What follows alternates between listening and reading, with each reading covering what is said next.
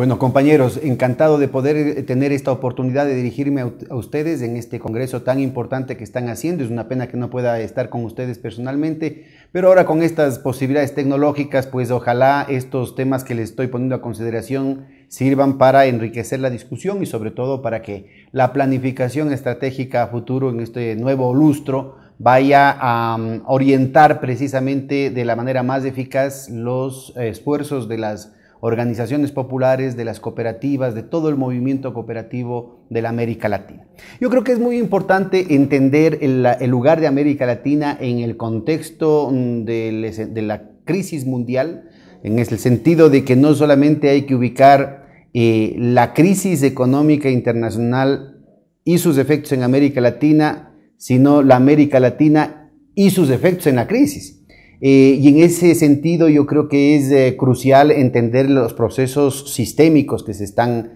desplegando, porque lo que estamos viviendo en realidad es una crisis estructural de sobreproducción del sistema capitalista, es decir, estamos fruto del éxito del capitalismo por generar una cantidad gigantesca de mercancías demasiado baratas. Se está afectando la tasa de rentabilidad de los capitales monopólicos, digamos, que controlan lo fundamental del aparato productivo mundial. Yo voy a empezar ubicando con algún material esta situación, algunas estadísticas que van a presentarles inmediatamente en este nuevo video, para caracterizar la situación internacional y en ese marco entonces explicar de mejor manera la situación de América Latina, las tareas de América Latina, pero también el tremendo valor agregado de lo que se puede hacer desde aquí para que la bifurcación histórica que estamos viviendo, esta crisis civilizatoria que se está desplegando, pueda tener una salida democrática y humanista. Entonces, en primer lugar, yo creo que es indispensable el ubicar que es fruto de esa crisis de sobreproducción estructural que se tiene ya desde hace 40 años, que el capital trata de resolver la situación de sus ganancias, sobre todo con dos vectores básicos, aunque no únicos. El uno, la deslocalización, es decir, el trasladar lo mejor de sus nuevas inversiones tecnológicas hacia regiones con tasas salariales menores, lo cual dio lugar a la formación de una nueva semiperiferia, y esta vez, bueno, sucesivas semiperiferias, pero la última, la ligada a China, Rusia, India, de alguna manera Brasil, Sudáfrica, tiene una característica importante, es que estos llamados países emergentes, a diferencia de las oleadas de formaciones de semiperiferias y de relocalización industrial anteriores, desde la propia reconstrucción de la Europa después de la Segunda Guerra Mundial, la reconstrucción del Japón, Taiwán, los tigres asiáticos, los dragones asiáticos, en todos esos casos anteriores teníamos un problema de presencia militar, de ocupación militar por parte de la OTAN. Ahora, los BRICS básicamente representan países emergentes en los que las condiciones de soberanía han sido lesionadas en el pasado, de eso no cabe duda, desde distintas perspectivas y por diferentes imperios, pero con otros medios. No hay una presencia militar que pueda condicionar determinadas evoluciones económicas que puedan orientar la acumulación del poder económico también en términos de una disputa geopolítica. Y eso creo que es un punto fundamental. El segundo punto básico que tiene que explicarse a partir de esta situación de sobreproducción estructural del sistema tiene que ver con la financiarización. Uno de los rasgos más característicos de esta nueva fase de sobreproducción estructural es que precisamente hay un arsenal gigantesco de descubrimientos, de innovaciones, que ahora, a diferencia de los 500 años pasados del capitalismo, no son introducidos sistemáticamente en el proceso productivo, sino que tratan de ser bloqueados en su aplicación comercial, precisamente porque hay una inundación de mercancías demasiado baratas, pero también porque, a pesar incluso de todos los esfuerzos que se hace por detener la aplicación productiva de esas innovaciones, la competencia monopolística con gotero va soltando poco a poco innovaciones con tal capacidad productiva, con tal capacidad en términos de eficacia,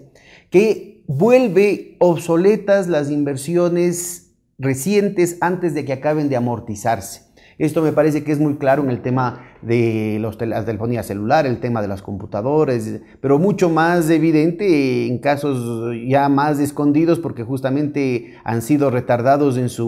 su aplicación comercial y están en nichos de la cadena productiva muy específicos sin la difusión que tienen estos elementos de consumo masivo. Y esto hace referencia a temas médicos, a temas de ingeniería de materiales, de biotecnología, etcétera, etcétera. Entonces,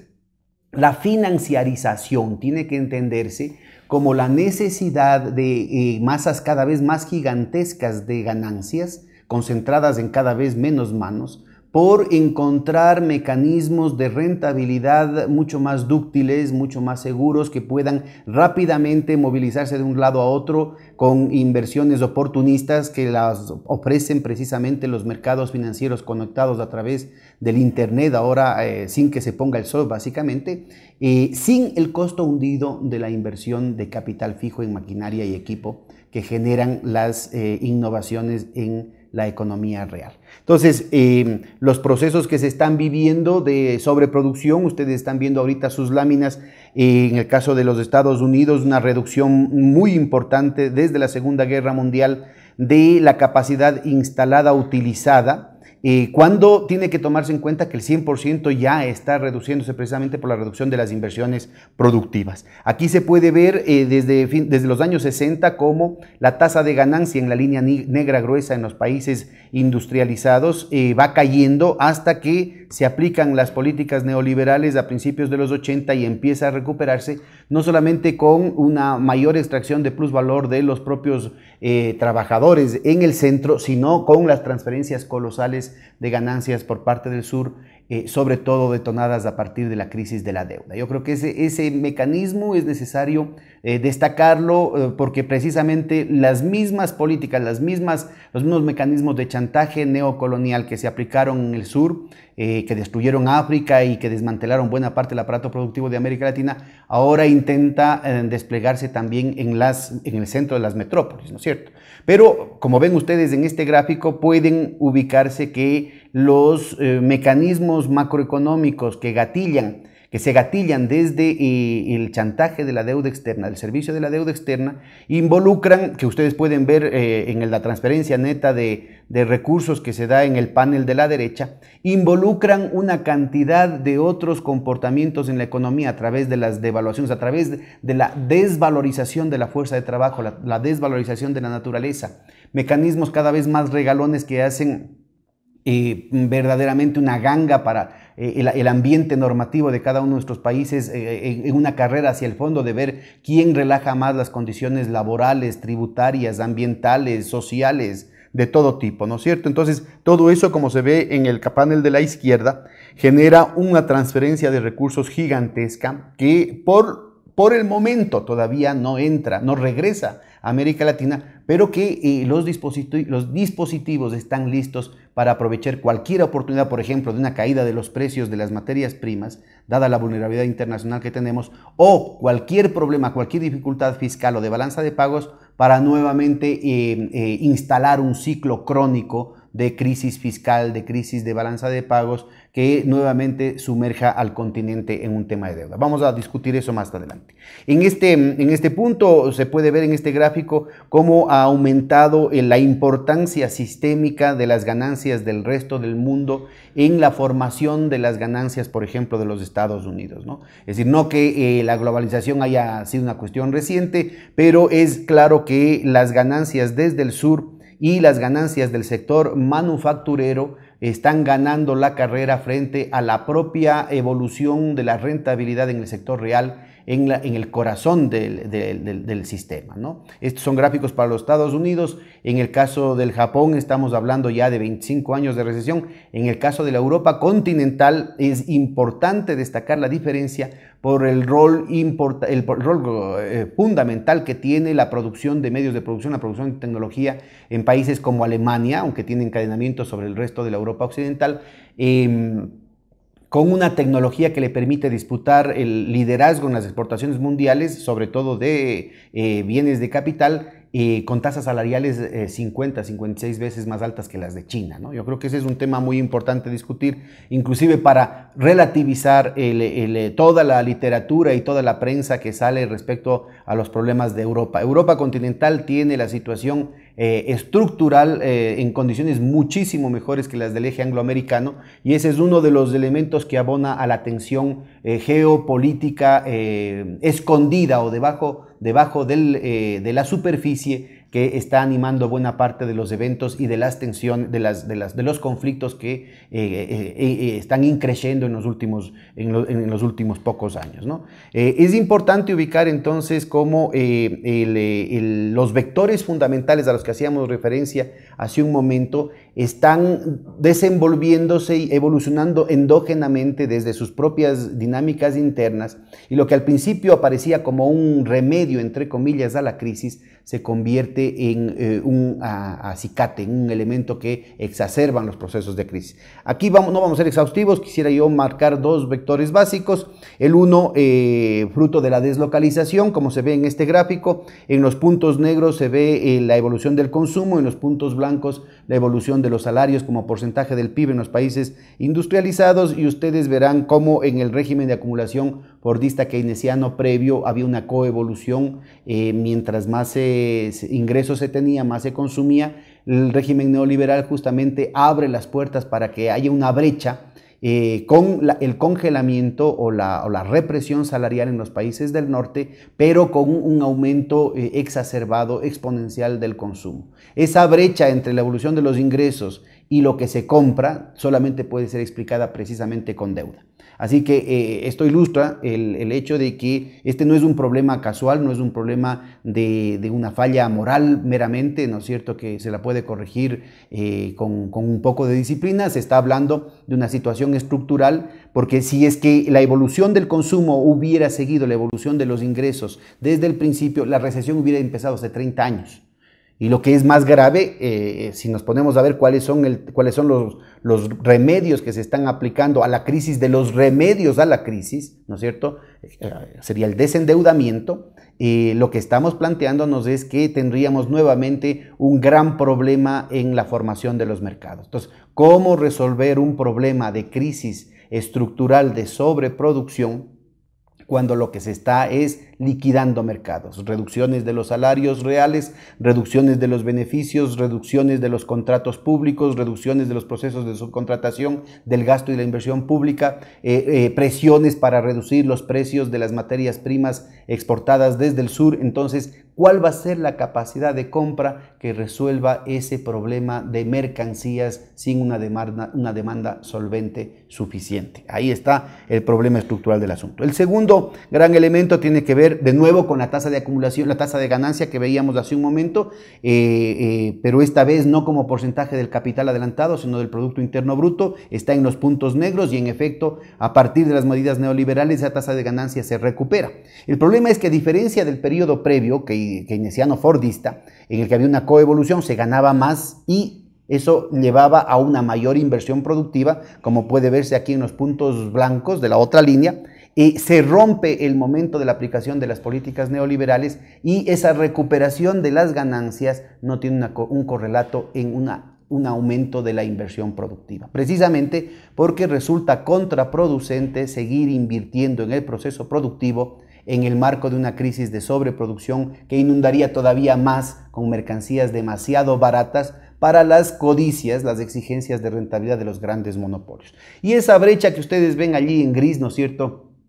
solo puede resolverse precisamente a través de esta nueva dinámica financiera, totalmente ajena al espíritu, por ejemplo, del movimiento cooperativo, totalmente ajeno al espíritu de una finanza ligada a la producción grande o pequeña, como quiera que ésta sea. Esta es una dinámica de las finanzas orientada específicamente a la especulación, orientada específicamente a la exacción, sin necesidad de generación real de riqueza, es decir, desprendiéndose de la lógica del activo productivo subyacente. Aquí estamos hablando de un nuevo vector estructural que además resulta irreversible, y, como veíamos en los gráficos anteriores, poco a poco domina la dinámica de reproducción de las élites en el corazón del sistema. Y eso se convierte en una verdadera amenaza para la paz una verdadera amenaza para la prosperidad de los pueblos. Porque esta nueva lógica del capital especulativo no demanda que se paguen los préstamos. Al contrario, le conviene que no se terminen de pagar las deudas para poder mantener un proceso tributario y a pueblos enteros sometidos,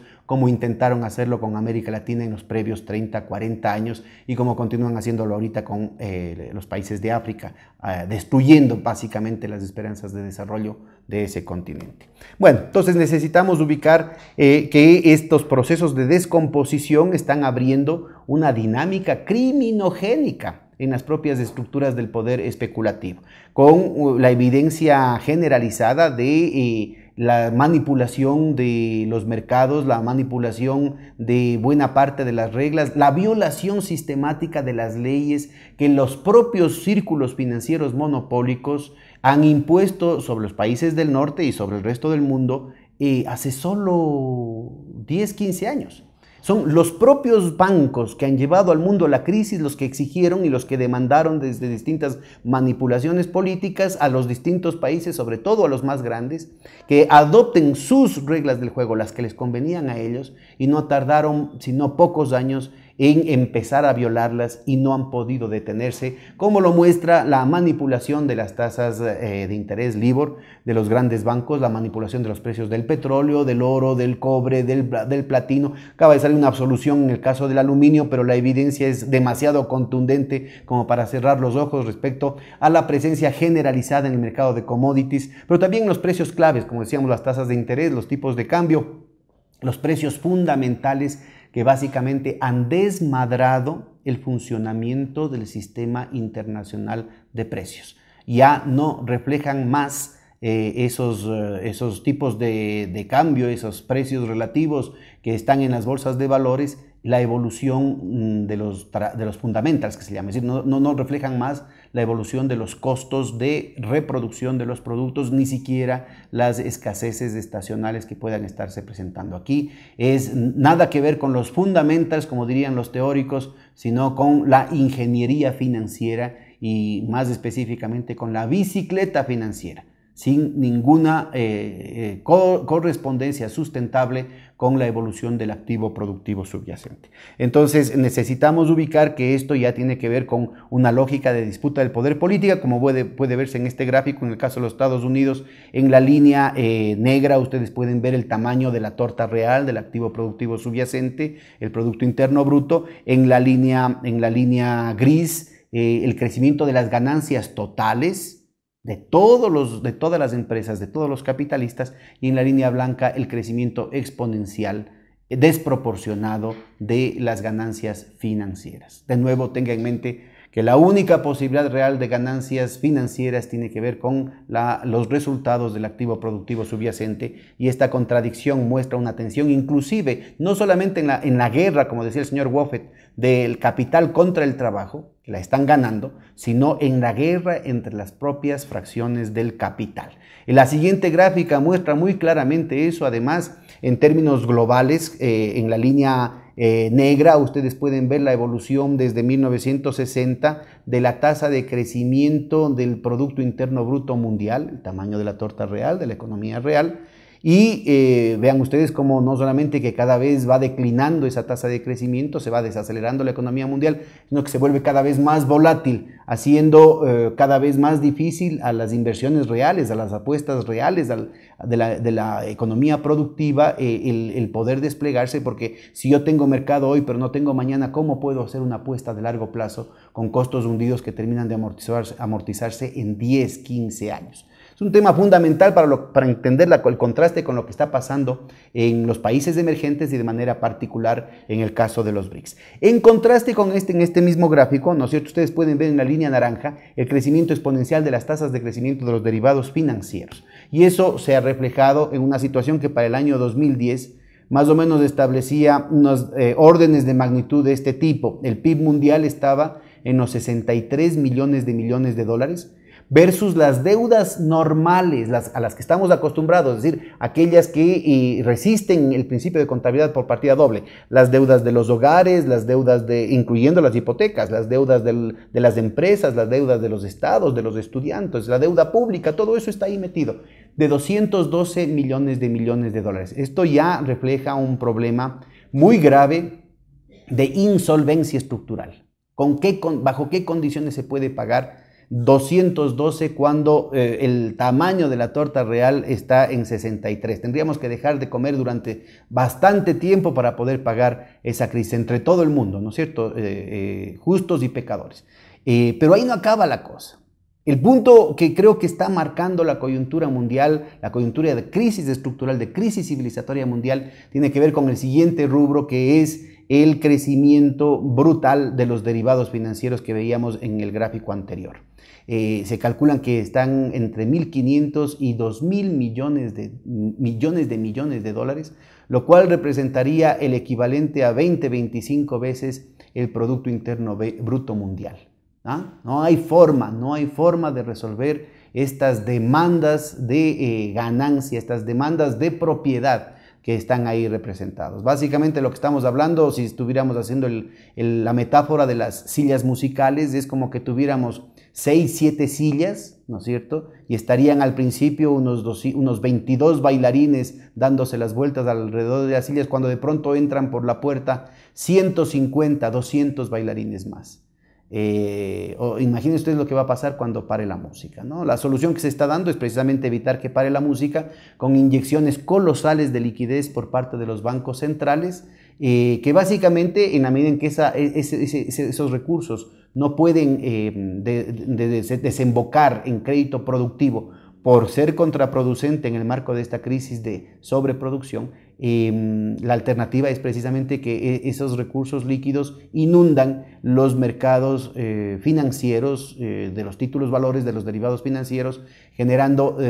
burbujas estructurales, distorsionando todos los precios relativos, distorsionando todos los precios de los productos básicos. Es decir, en definitiva, lo que estamos diciendo es que la solución, entre comillas, es hacer que entre un bailarín más cada 5 minutos por esa misma puerta, en lugar de comprar más sillas, ¿no? Vean ustedes hacia dónde está dirigiendo la cosa. En el marco todo esto, como vean ustedes en la siguiente lámina, de un proceso masivo de concentración y centralización de capitales que tiene como correlato un proceso también muy grave, muy rápido de polarización social, como se pueden ver aquí en estos gráficos preparados por Piketty, que ahora en el texto que acaba de salir del Capital de Piketty se marca para todos los países desarrollados estadísticas sobre la base de las declaraciones de impuesto a la renta para ver la concentración de la riqueza que tiene el 1% más rico, y como desde el principio del siglo XX, y ustedes pueden ver cómo en la línea blanca que corresponde a los Estados Unidos se están alcanzando ahora niveles de polarización similares a la polarización que se tuvo al momento del crash del 29, deshaciendo todo lo que se había logrado con el New Deal del señor Roosevelt, Kennedy y todo ese periodo que marca un régimen de acumulación que va más allá inclusive de las voluntades y de los retos personales, ¿no? Aquí también se puede ver claramente que el nivel de distribución del ingreso en la época del señor Nixon era mucho mejor que lo que podría pasar en la época del señor Clinton o el señor Obama, ¿no? Entonces, de aquí la revolución que generan las políticas de Reagan plantea una polarización social, una redistribución regresiva del ingreso que precisamente exacerba la falta de mercados solventes, la falta de consumo, que exacerba la crisis de sobreproducción. Aquí mismo en ese gráfico ustedes pueden ver cómo el caso del resto de los países desarrollados, sobre todo los de Europa, está entre comillas atrasado, y las políticas, la imposición de políticas de austeridad por parte del Fondo Monetario Internacional y la Troika Europea, ¿no es cierto?, lo que está buscando es precisamente hacer que se igualen al nivel de polarización social, de exacerbación de la sobreproducción y del subconsumo en los países de la Europa continental. Entonces, en el marco de esta situación, lo que se da, como ustedes pueden ver en este gráfico, es un proceso de monopolización sin precedentes en la historia. Monopolización del poder económico y del poder político, vean ustedes aquí del caso de un estudio de una consultora suiza, de 37 millones de compañías registradas en los pagos de los impuestos a la renta, Se hacen los estudios conforme a estas tecnologías, a estas metodologías de topología, para ubicar en el que cada nodo y el que cada línea representa una estructura combinada de propiedad, y termina ubicándose que solo 147 de las 37 millones de corporaciones, 147 controlan el 40% del Producto Interno Bruto Mundial. Y eso no incluye todo el manejo y toda la estructura de poder y de propiedad escondida a través de los paraísos fiscales, a través de los testaferros, a través de las empresas fantasmas, las triangulaciones, las piramidaciones, etc. Solo de la información legal, de la información formal presentada por las propias corporaciones, sin tomar en cuenta tampoco la doble contabilidad que esas corporaciones llevan. Y obviamente, como se ve en ese siguiente gráfico, el momento en que se empieza a destacar determinados componentes, determinados operadores de ese embrollo, ¿no es cierto? Son los grandes bancos, los too big to fail, too big to jail, los que representan el eje, el corazón de esa red de propiedad, esa red de poder monopólico y de control mundial que tienen las élites. Y son precisamente esos bancos que básicamente han abandonado su apuesta a los proyectos productivos, que de alguna manera requerirían una ampliación de mercados y procesos de redistribución del ingreso, y que le apuestan básicamente a la estrategia especulativa. De esas 50, de las 147 de los 50 mayores bancos, como ven ustedes en esta lista, son precisamente los bancos ligados al aparato especulativo, muchos de ellos sindicados en varios procesos de fraude y de violación de la ley, inclusive de lavado de dinero del narcotráfico, ¿no es cierto?, y del tráfico de armas, lo cual muestra precisamente el proceso de degradación que se está viviendo. En el reporte que se hace al senador Sanders, la única auditoría a la Reserva Federal en 100 años, se puede ver que entre diciembre del 2007 y julio del 2010 se entregaron a un puñado de bancos el equivalente a 16 millones de dólares, cuando el Producto Nacional Bruto de los Estados Unidos es solamente 14.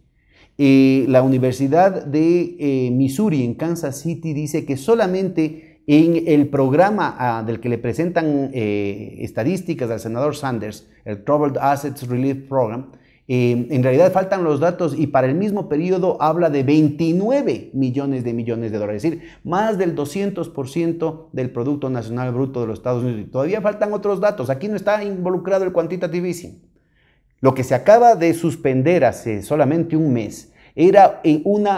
una inyección de liquidez equivalente a todo el Producto Interno Bruto del Ecuador cada mes, al mismo puñado de bancos que desde la corrupción y la incompetencia habían generado la crisis. ¿Y qué ha mejorado? Pues nada, esto lo que está es exacerbando las disputas competitivas y hegemónicas, ¿no es cierto?, de distintas fracciones del capital, en el marco de un deterioro de las condiciones estructurales del sistema, más allá de los índices macroeconómicos y financieros convencionales, que en realidad esconden la naturaleza del problema, porque son manipulados precisamente a través de la inflación artificial de los precios de las bolsas de valores, las comisiones artificialmente impuestas en todo el sistema financiero mundial y en el sector servicios, que a veces se esconde bajo el nombre de la economía del conocimiento, ¿no es cierto?, y que ha distorsionado la formación de los precios a nivel internacional de una manera que resulta insostenible. Yo creo que es importante chequear el tema de la coyuntura, y para entender qué es lo que está pasando en América Latina, y el carácter de esa disputa, no solamente entre capital y trabajo, o entre los países del norte y los países del sur, sino la disputa entre las distintas fracciones del capital dentro del mismo sistema. Aquí pueden ver ustedes en la línea roja el porcentaje de las ganancias dentro del Producto Nacional Bruto de los Estados Unidos, y en la línea negra la parte de esas ganancias que corresponde a las 200 corporaciones más grandes. Y puede distinguirse claramente estas franjas amarillas en las que hay un impasse. Ahí en la parte que le corresponde la parte de las ganancias que le corresponde a las las 200 corporaciones más grandes hay una especie de estancamiento, que es precisamente lo que estamos viviendo, ¿no es cierto? Y que en periodos anteriores había dado lugar a dramáticos cambios en la política económica, situaciones que resultaban insensatas y que, como puede verse acá, ¿no es cierto?, distorsionaban una determinada correlación de fuerzas, incluso dentro de los propios sectores empresariales. Aquí podemos ver en la época keynesiana fordista, los años dorados del capitalismo, las mayores tasas de crecimiento del Producto Interno Bruto, las mayores tasas de ganancia para el conjunto, como ven en rojo, para el conjunto de la clase empresarial, y también un ascenso de la parte del pastel que se llevan las 200 corporaciones más grandes. El estancamiento de la parte del pastel de las 200 corporaciones más grandes es la que justamente dispara la necesidad urgente, desesperada, de un cambio en la política económica, como la que va a dar el señor Volcker en 1979, subiendo las tasas de interés del 1 o 2% al 22%, volviendo insostenibles las deudas no solamente de América Latina, África, buena parte de Asia, sino también de los países del socialismo de Estado, y que terminó en el colapso del socialismo de Estado, la destrucción del África y un proceso de retroceso social y económico en América Latina terrible, ¿no es cierto? Y vean ustedes cómo eso se dio, esa desesperación se daba inclusive cuando la flechita roja de ese periodo muestra que las ganancias del conjunto de la clase empresarial estaban mejorando. El punto fundamental entonces es transformar la política, inclusive, no solamente sacrificando a los trabajadores, sino inclusive sacrificando a otros sectores de la burguesía, con tal de mejorar, como se ve en la flecha celeste del siguiente periodo neoliberal, ¿no es cierto?, simplemente en el esfuerzo de mejorar el proceso de concentración y centralización de capitales para la oligarquía cada vez más minúscula. Precisamente eso es lo que está marcando el actual periodo, un nuevo impasse de la parte del aumento de las ganancias de las 200 corporaciones más grandes, y estamos justamente en un proceso de tremendas tensiones, de degradación del proceso político en los propios Estados Unidos y a nivel mundial de tensiones militares por esa situación. Esa concentración del poder político da lugar a esa concentración colosal del poder y esa tensión, ¿no es cierto?, entre los intereses de una oligarquía cada vez más minúsculas y el resto de la sociedad, incluyendo otras fracciones importantes de la burguesía monopólica, está dando lugar a una situación de una encrucijada mundial que puede dar lugar a una situación de tremenda tensión, de caos, desestabilización y guerras, porque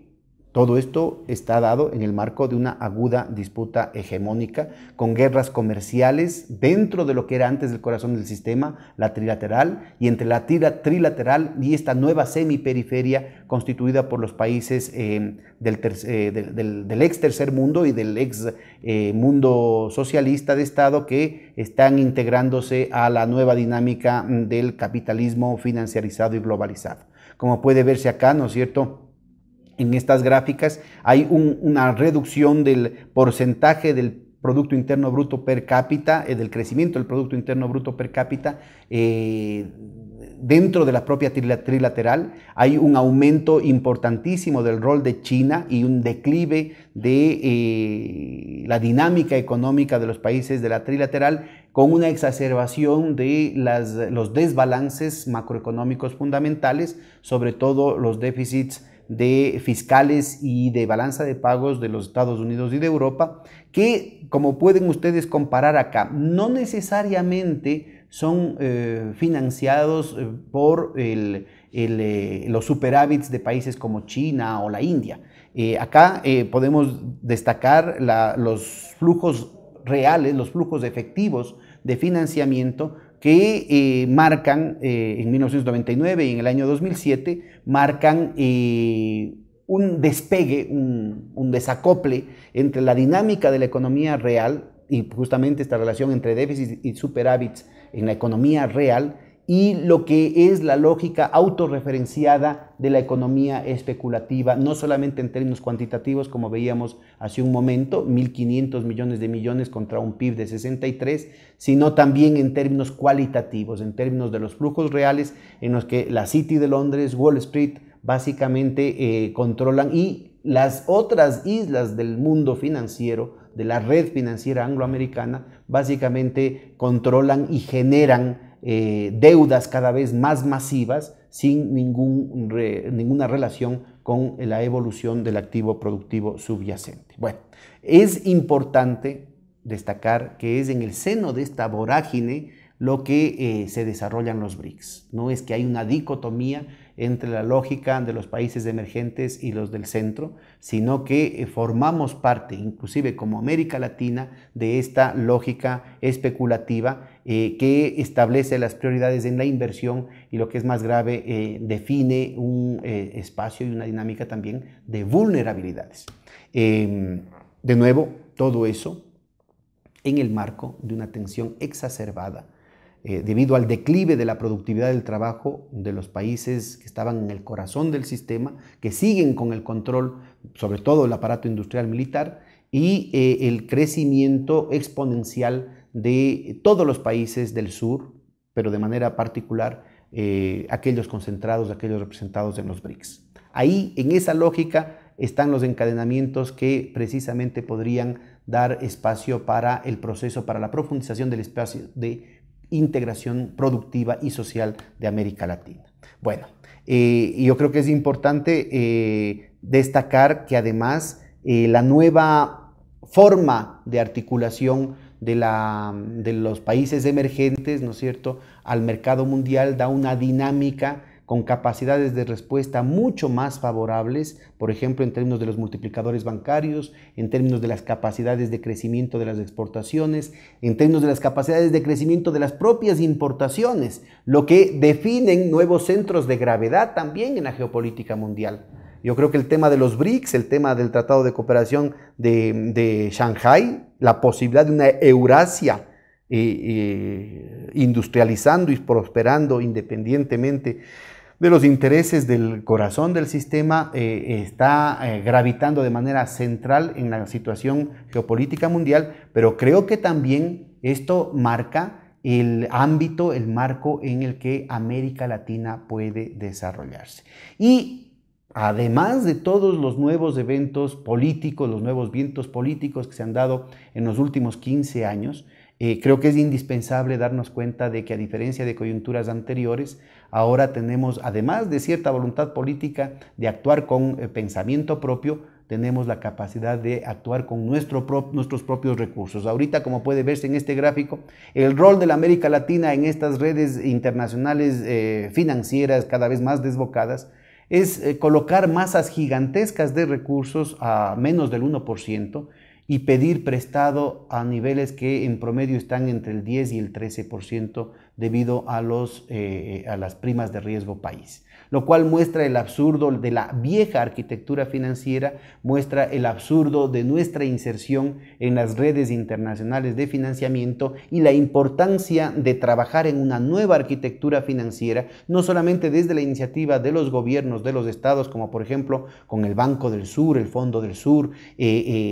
una moneda común como lo que ya está funcionando con el Sistema Unitario de Compensación Regional, sino también con la posibilidad de avanzar desde abajo hacia arriba con el fortalecimiento de la sociedad civil a través de las cooperativas, las cajas de ahorro, los bancos comunitarios, las iniciativas financieras populares, por ejemplo, en términos generales, y ahora con las posibilidades gigantescas que abre la telemática, por ejemplo, en una asociación estratégica con los sistemas electrónicos de pago. Cuidado con las monedas privadas virtuales que pueden dar lugar, ¿no es cierto?, a corrupción, a lavado de dineros, a fugas de capitales. Es necesario generar una alianza estratégica con los sistemas nacionales, los sistemas electrónicos de pago de los propios bancos centrales, en una nueva red de seguridad financiera, en una nueva red de financiamiento que utilice al dinero electrónico y a todas las posibilidades en términos de sistemas de garantías, de retrogarantías, de sistemas de factoring, de redescuento, inclusive de seguros de transacción, de capital de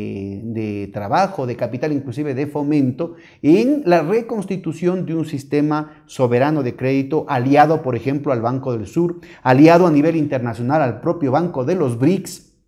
que redefinan el horizonte de las inversiones estratégicas más allá del financiamiento de esas inversiones estratégicas, más allá de los criterios de rentabilidad cortoplacistas y con altísimas demandas de rentabilidad que tienen los bancos comerciales transnacionales ligados a la especulación y los propios bancos multilaterales que han sido desnaturalizados desde la cooptación, desde el secuestro que han sufrido en las últimas décadas, desde los intereses precisamente de esas redes especulativas a nivel mundial. Yo creo que esas mayores vulnerabilidades de las que hablábamos que sufren los países del sur por la propia lógica de la globalización financiarizada han planteado urgencias que requiere el mantener, el defender los procesos democráticos que están viviendo nuestros pueblos. Yo quisiera mostrar algunos gráficos respecto a cómo el aumento de las inyecciones de liquidez por parte de los bancos centrales, esa asimetría macroeconómica de los países del norte con respecto a los países del sur, implica un proceso de corrosión gravísima sobre la estabilidad de nuestros países debido al tipo de inserción internacional que tenemos, porque como ven ustedes acá, el maquillaje insostenible de los balances de las grandes corporaciones ha distorsionado los mercados financieros internacionales, donde se forman los precios de nuestras materias primas, con niveles, como ustedes pueden ver acá en este gráfico, niveles de exacerbación, de hipertrofia especulativa que no tienen precedentes en los últimos 400 años. Lo que estamos viendo es una formación permanente de burbujas a niveles cada vez más altos, con una distorsión de los precios relativos de las principales materias primas. El precio del petróleo estuvo en 200, en el año 2008 llegó a $150 por barril y en 6 semanas cayó a 32. ¿Cuál es el verdadero precio de equilibrio? ¿Con qué precio puede definirse las decisiones de largo plazo en lo que tienen que ver con el costo hundido, por ejemplo, de proyectos estratégicos de competitividad o proyectos estratégicos de especialización, sea para una empresa, sea para un país o sea para la región entera? ¿Qué es lo que pasa con el precio de nuestras materias primas? ¿Qué es lo que pasa con el precio de los insumos y de la tecnología que importamos? ¿Qué es lo que pasa con el tipo de cambio, no sé, pues entre el dólar y el euro o entre el real brasileño y el peso argentino? Todo esto ha sufrido un proceso de distorsión fundamental respecto a los mecanismos estructurales de la economía real, y es necesario que nuestros países asuman con coraje, con decisión, la urgencia de apuntar hacia elementos estratégicos en el aparato productivo que garanticen la sostenibilidad y la soberanía sobre las decisiones que tomamos, sin tener que depender o estando ante la incertidumbre de la hostilidad y la volatilidad de mercados internacionales que no controlamos en absoluto y que por el contrario condicionan el desempeño económico interno, no solamente a nivel macroeconómico, financiero y productivo, sino a nivel también de las posibilidades de continuidad democrática y de profundización de los procesos de avance social que felizmente se han dado en los últimos lustros en América Latina. Entonces, por eso es muy importante, ¿no es cierto?, ubicar que todas estas tensiones tienen que ser contrapesadas con un proceso de unidad, de integración del continente en defensa de la paz y la prosperidad. En este gráfico que ustedes ven acá, ¿no es cierto?, pueden darse cuenta la importancia que ha tenido el gasto militar no solamente de los Estados Unidos, aunque Estados Unidos representan más de la mitad de todo el gasto militar, es decir, Estados Unidos es más que todo el gasto militar del resto del mundo junto, y obviamente además del tema productivo, el encadenamiento de las grandes transnacionales ligadas al complejo industrial militar, lo cual hace que la agenda de la guerra, la agenda de evacuar inventarios de armas, ¿no es cierto?, regularmente se convierta en un expediente muy fácil y muy rentable en el marco de esta crisis de sobreproducción. Ustedes pueden ver cómo el aumento del gasto militar, cuando se suponía que la Guerra Fría había acabado, ha dado lugar, ¿no es cierto?, a una situación de tremendas tensiones, y que precisamente la reducción de esa dinámica del gasto militar en los últimos años se presenta no como una esperanza, sino como un peligro, sobre todo para los países como los latinoamericanos, que, como se ve en este gráfico, Poseen reservas de minerales estratégicos que están en las franjas en verde, ¿no es cierto? Que pueden ser muy codiciadas tanto por la dinámica de los países emergentes como China, aquí en rojo, o de las propias potencias centrales que sobre todo controlan el aparato militar más poderoso, en el caso de América Latina. Es evidente la cuestión, tenemos una historia de intromisiones militares, inclusive de invasiones y de agresiones militares por parte de Estados Unidos, cuyas reservas de estos minerales estratégicos aparecen minoritarias aquí en celeste, ¿no? Entonces yo creo que es muy importante tener un proceso, una estrategia de construcción de alternativas frente a eso, más allá de las coyunturas del PIB o de las estimaciones que a veces responden a determinados intereses, ¿no es cierto?, de cómo va a pasar, qué va a pasar con la inflación, qué va a pasar con el PIB, qué va a pasar con las tasas de interés. Yo creo que es más importante ubicar estos temas estratégicos en el marco de la recomposición de capacidades soberanas en todo el continente. Vean ustedes en este gráfico cómo, a diferencia del periodo de nuestros abuelos y bisabuelos entre 1950 y 1980, en el periodo de sustitución, de industrialización por sustitución de importaciones, estos datos de la CEPAL muestran claramente que la inversión productiva como porcentaje del PIB llegaba al 20 al 25%, con periodos como el milagro mexicano de los años 50, con niveles de hasta el 35%, lo mismo que pasó con el milagro brasileño, ¿no? Y cuando supuestamente viene el modelo amigable que iba a atraer las inversiones porque iba a acabar con las ineficiencias de la cuestión estatista, el modelo neoliberal, ustedes ven claramente que a partir de los años 80, las tasas de inversión caen de manera dramática a niveles que están entre el 15, el 18, el 20%, y solo se recuperan al inicio de este milenio con los nuevos vientos políticos que no solamente afectan a los países que eligen gobiernos con otras tendencias políticas no neoliberales, sino que detonan un proceso de emulación y de presiones sociales, populares, sobre otros gobiernos de otras ideologías que han ido transformando el desempeño económico y la gestión de la política económica en todo el continente. Esto de aquí ha tenido efectos claros sobre el tema de la generación, la producción de pobreza en el continente. Ustedes pueden ver claramente un aumento de los indigentes en todo el número, el volumen de la población y también en porcentaje de la población en este periodo con respecto a 1980, a cuando iniciaron las políticas neoliberales, a pesar de que se mitiga la situación con el advenimiento de los gobiernos de estos vientos progresistas en todo el continente, ¿no es cierto? Entonces, el balance claro de las políticas de austeridad, de ajuste, que no han sido erradicadas de manera definitiva en América Latina y que en cualquier momento pueden regresar, precisamente es un aumento brutal de la pobreza y, como ven ustedes aquí, también un deterioro de los principales indicadores macroeconómicos. Vean ustedes, las barras en naranjas de este gráfico muestra que entre 1950 y los años y principios de los 80, la tasa de crecimiento del Producto Interno Bruto fue en promedio el doble de la tasa de crecimiento del Producto Interno Bruto en el periodo que supuestamente nos iba a llevar a la prosperidad, al crecimiento, nos iba a llevar por un atajo al primer mundo, ¿no es cierto? No solamente tasas de crecimiento la mitad de las anteriores, sino en condiciones mucho más volátiles. El Fondo Monetario Internacional tiene estadísticas que marcan que a nivel mundial, después de 1970, con la aplicación de las políticas neoliberales y antes de la implosión de Lehman Brothers, hubieron 267 crisis financieras en el mundo entero.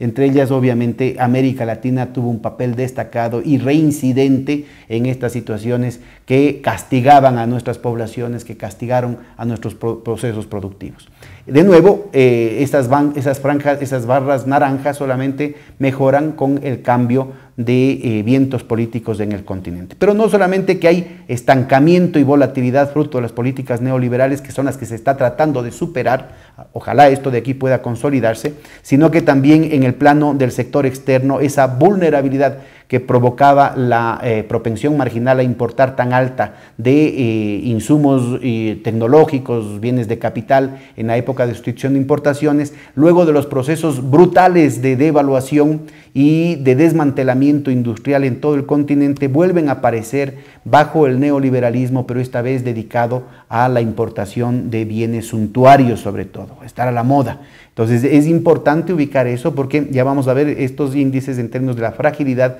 en nuestra inserción internacional marcan retos enormes cuando el escenario que se perfila para los próximos años en el marco de los procesos depresivos de los mercados más importantes, Europa Occidental, Estados Unidos y la recesión continuada en Japón, define un horizonte pesimista para el precio de nuestras exportaciones. De nuevo, como ven ustedes en la línea azul allí, hay una recuperación en los últimos 15 años que en buena parte se debe a